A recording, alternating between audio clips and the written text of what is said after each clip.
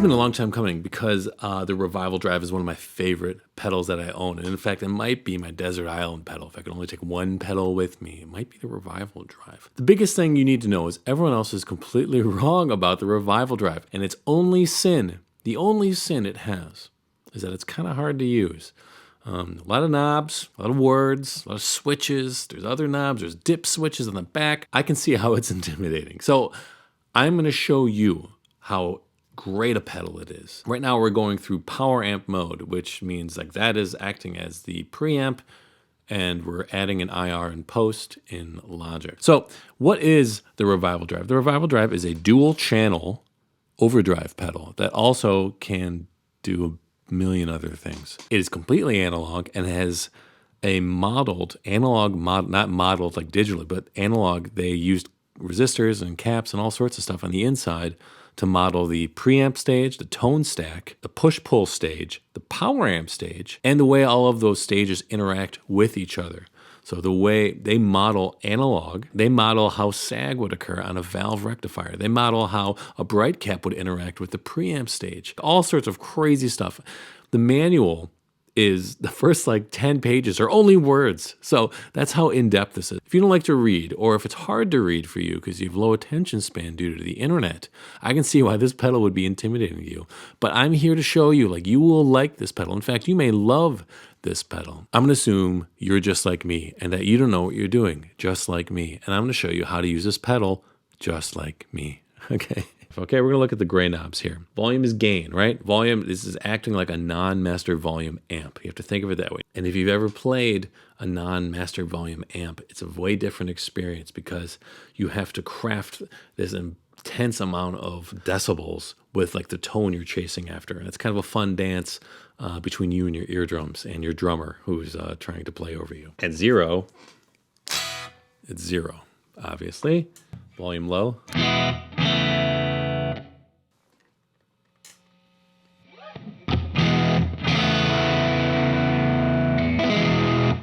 This low knob here, think of it as a low shaping tool. When you have it like this, it's gonna sound like an old Tweed, right? Where the lows are actually, it feels like it's taking apart the amp with each note that you play.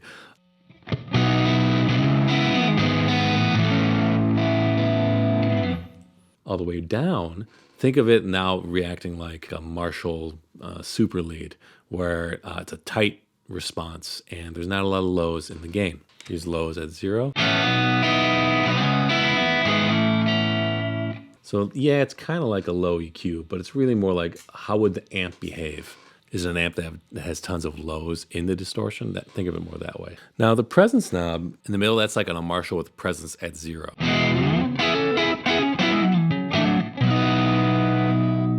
Turn it all the way this way, and it starts acting like a Vox with no negative feedback. Turn it all the way to the right. Now it's kind of like you have like a Fender Brownface. And then if you want like Fender Blackface, it's usually like around there.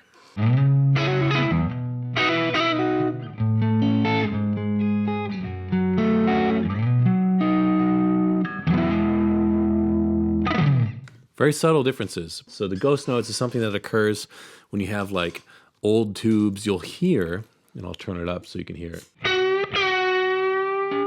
You hearing that?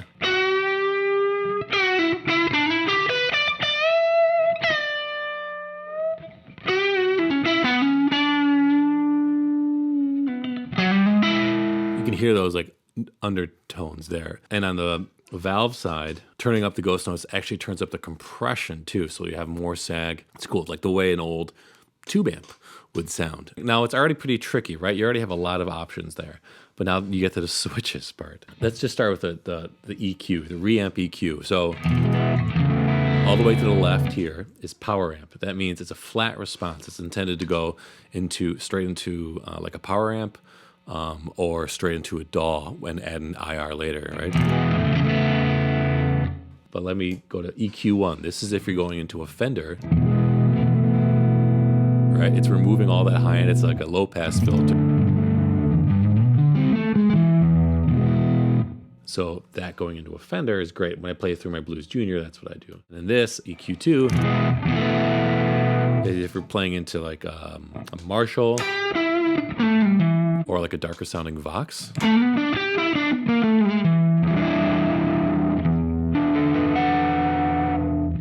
Preamps in the middle, which is where I have it set right now. The preamp section is like a flat, essential preamp.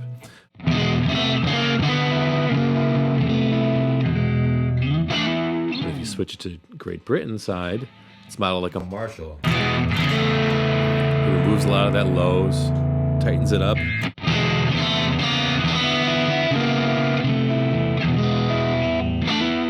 then on the US side, it scoops a little bit more, but adds a lot more high end.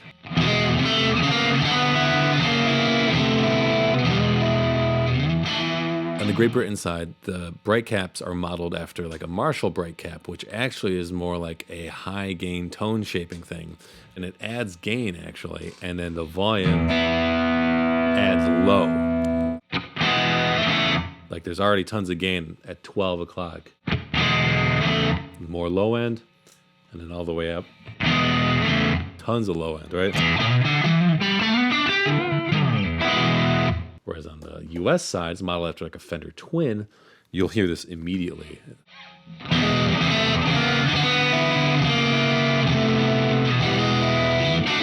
So as you can see on the bright cap with the US preamp, US bright cap, there's a lot of high end there, which brings us to the next section. You can see why this pedal is intimidating, right? There's layers upon layers of tone shaping. But once you understand the flow of it, it's a lot easier to enjoy it. Okay, high shelf. 12 o'clock, it's doing nothing, right? Adding a high shelf. And if your amp is already pretty bright,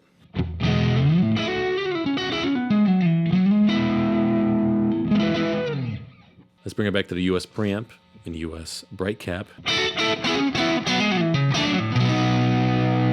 And that's with no bright cap coming. So you can see why you would want that, especially if you're playing through a loud amp. You know, that would be painful.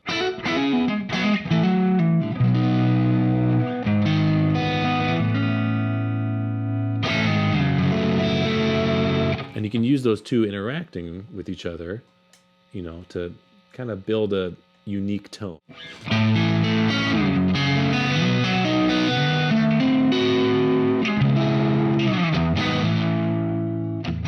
Now in the middle here is a dry gain. So dry gain only works when you have the pedal on and you're using the blend.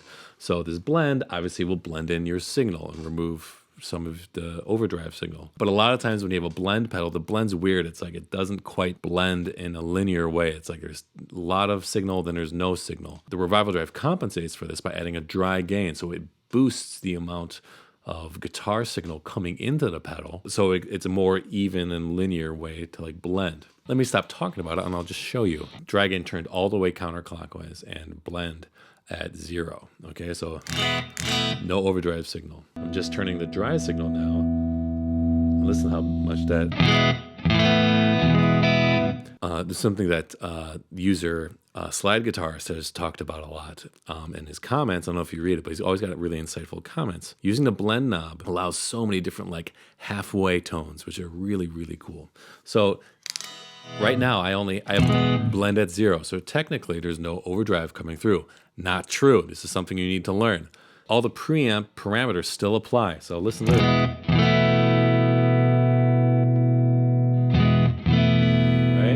So now we start blending in the signal.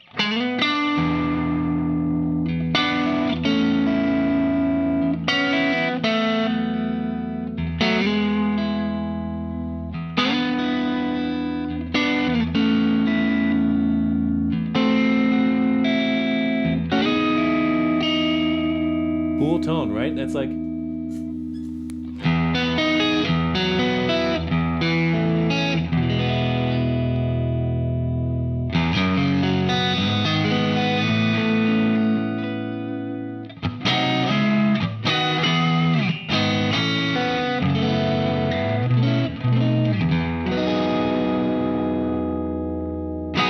Now, if that's too bright for you, you can throw a US preamp and a Great Britain bright cap.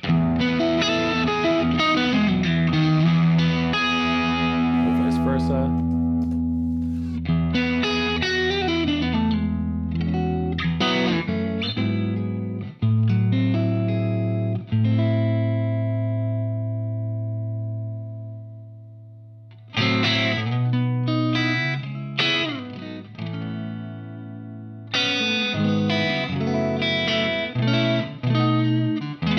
So many different tone possibilities. I forgot to put this in the video, so I'm shooting it really quickly. There's also a mid boost assign switch here, okay? You can put it on either channel, on the silicone or the valve rectifier side, and it goes from 2 dBs to 8 dBs, and it's from 800 hertz to 2 kilohertz. So like just all the perfect areas you would want to boost in the mid. Now you can control it too with a foot switch. And I've tested this. I've tried it with my old Marshall stomp pedal, and it works sometimes. So it's probably better to get the actual pedal from Revival Drive. But if you have a toggle switch, a TRS toggle switch, I'm pretty sure it'll activate it. It's great as a boost bump. Or if you're playing through single coils or like a humbucker that's split and you feel like there's not enough like punch there, that's the perfect way to do it. So let me show you. Run a neck humbucker on these Fralin unbuckers. I switch to single coil. Like not a lot of power there.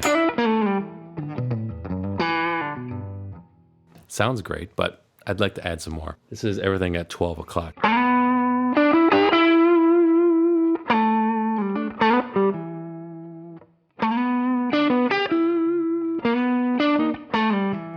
Right? Big change.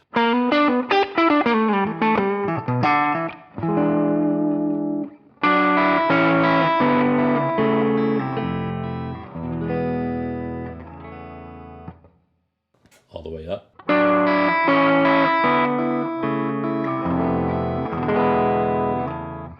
And this is at a 2K 8 dB boost.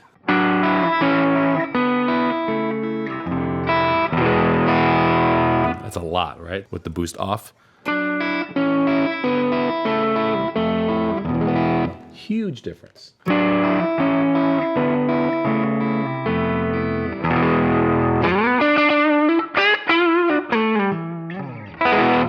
This is an 800 hertz boost at 8 dB.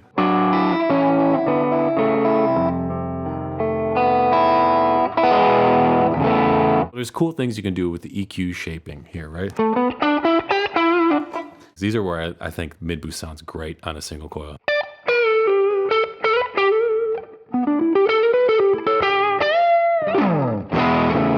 But if you're on a humbucker, in the middle is probably... And this is with it off. And with it back on.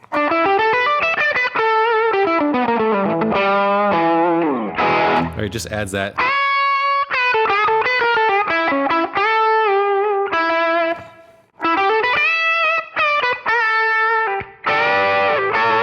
Yeah.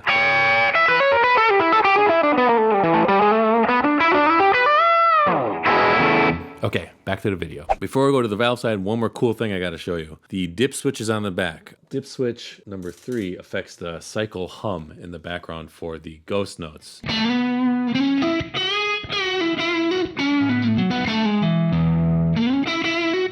They're based on 50 hertz up. It's based on 60 hertz.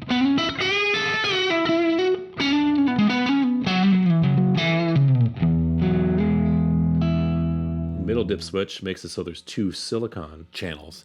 If you don't like the way the valve channel sounds, you want 2 silicone channels, then I get 2 of those. And then the last one is about drive signal. So when the pedal is off and that dip switch is on, it means that even when your pedal is off in power amp mode, it still goes through the preamps. Right? So it adds like an analog front, and you can kind of tell it's kind of compressing it a little bit and then filtering the high and the lows too.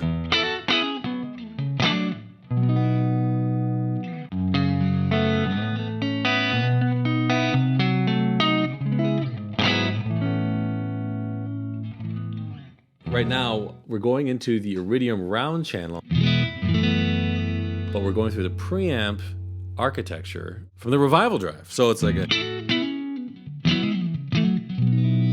So for those of you that are like, oh, I want like a more analog front end to the Iridium, this is how you do it.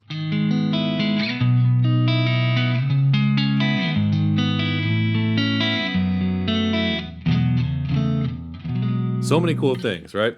And on the valve side, it's all the same, except it has a different kind of rectifier modeled within it. So it's a lot more squishy, is what they say. You can see the lights dim when it sags, okay?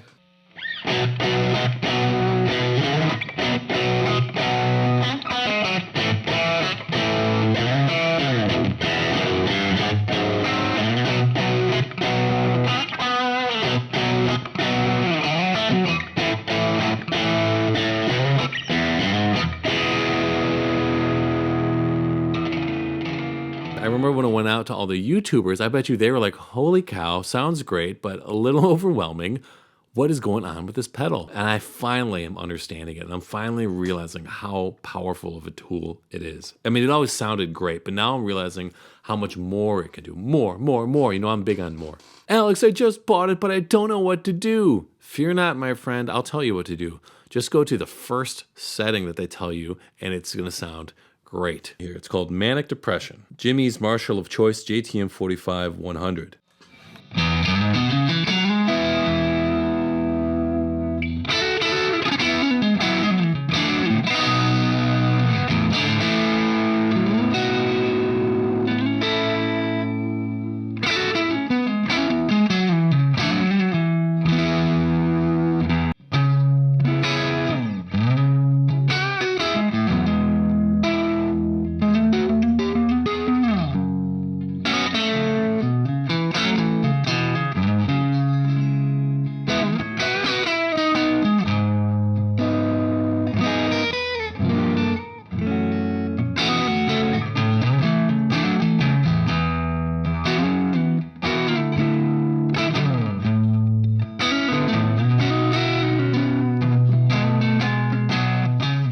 And then when you turn down the volume,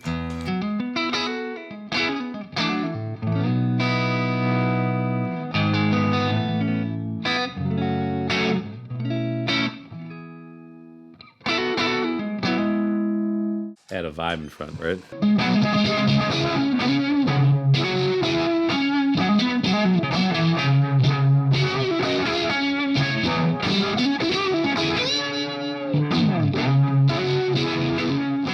Next setting, Clapton's Beano album. So this is like a Bluesbreaker setting.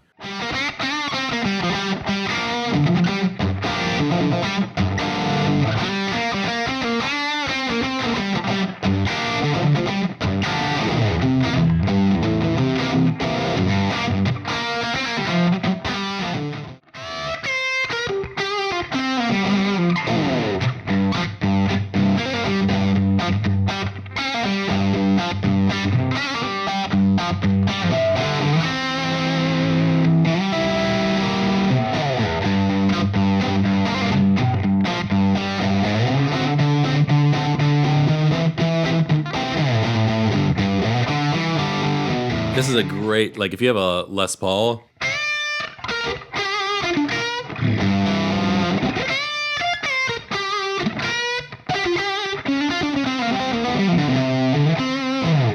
it just like, it's so fun.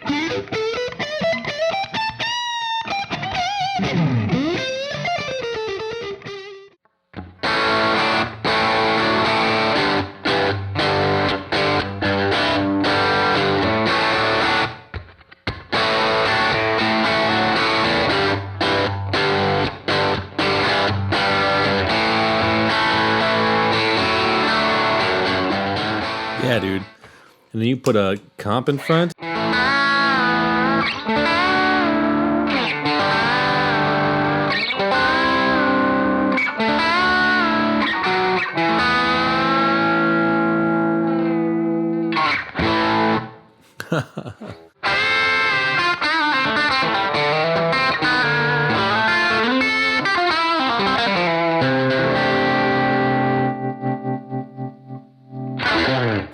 And then we got Mark Knopfler. What is this? Got some spring reverb here.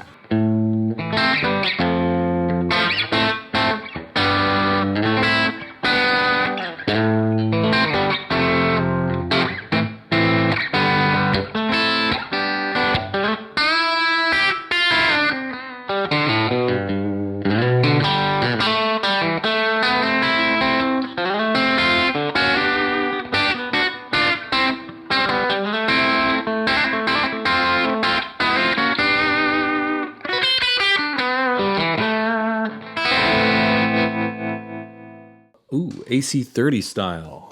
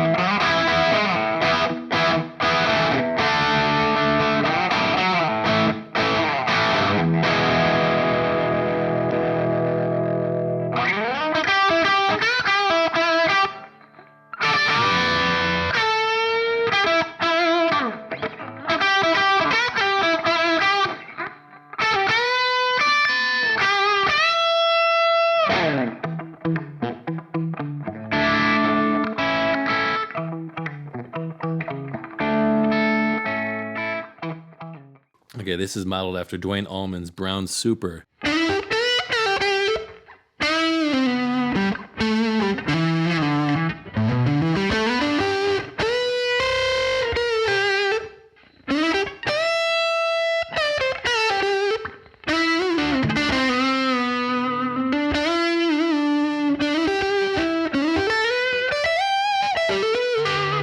Yeah, Dickie Betts's Marshall Super Lead.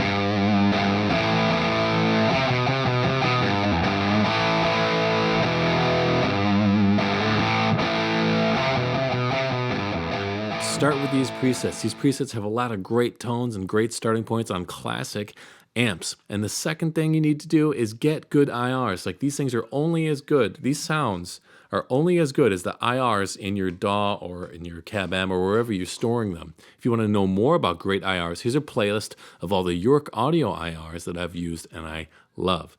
Thanks.